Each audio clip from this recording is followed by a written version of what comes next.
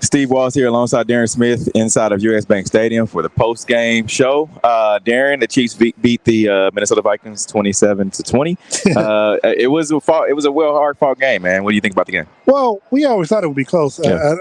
They actually covered it, which I'm actually shocked about that. Yeah. I thought it'd be a 31-27 ball game, 27-20.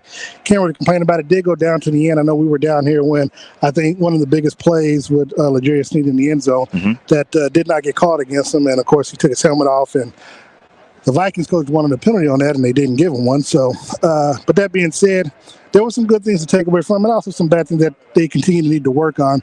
Obviously, trying to make that connection with Mahomes and the receivers out deep. But overall, I give the Chiefs a B in today's game. A B grade today. Is that for the offense or for their team as a whole? Team as a whole, because L'Jarius Sneed has done a fabulous job guarding the number one receiver, and he did a great job today.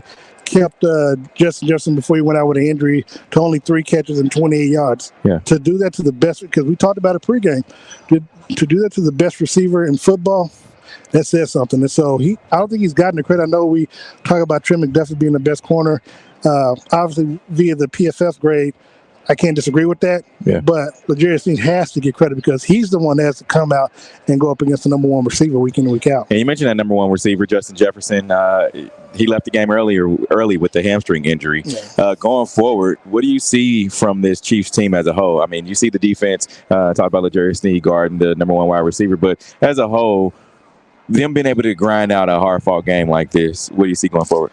Man, they're getting better, which is crazy. I mean, I talked to Justin in the locker room, and one of the things that he said was that we agreed on, because I said how fast that they're playing, and it seems like outside of Kelsey with his leg injury or ankle injury, they came out of this game pretty much unscathed, knowing that they have a game on Thursday night. And one thing that he said that as long as they can continue to play fast, they don't think about what might happen as it relates to injuries, and they've just been playing balls out. But the fact that they continue to get better each and every game, I still say what happened in New York was a little bit of an outlier because of how the offense played and put them in the position that they did.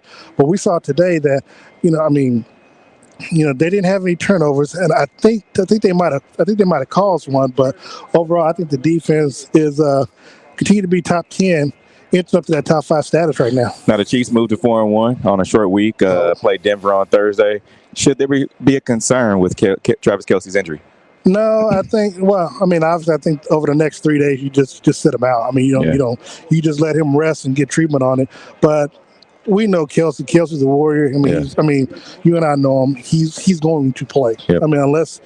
Look, if he couldn't play, he wouldn't have came out in the second half and do what he did. So of course, I expect nothing less from Kelce but to be in that lineup on Thursday.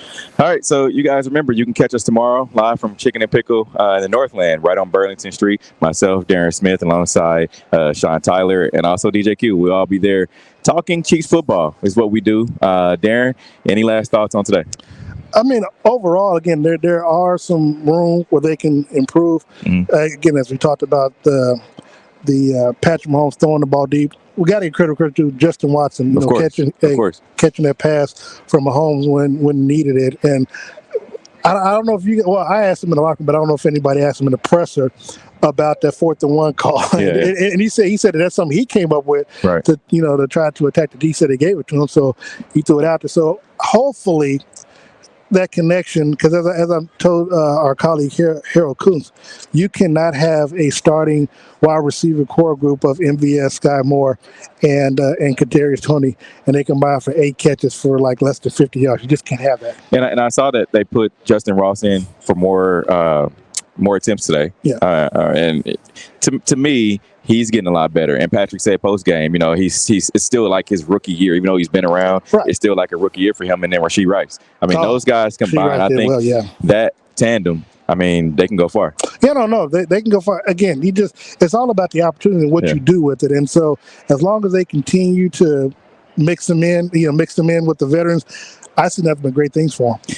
Now, for Steve Walls, Darren Smith, right here inside of US Bank Stadium. Remember to catch us for our pregame cheat sheet as well on Thursday. Thursday at 6 o'clock. So for Steve Walls, Darren Smith, we are out of here.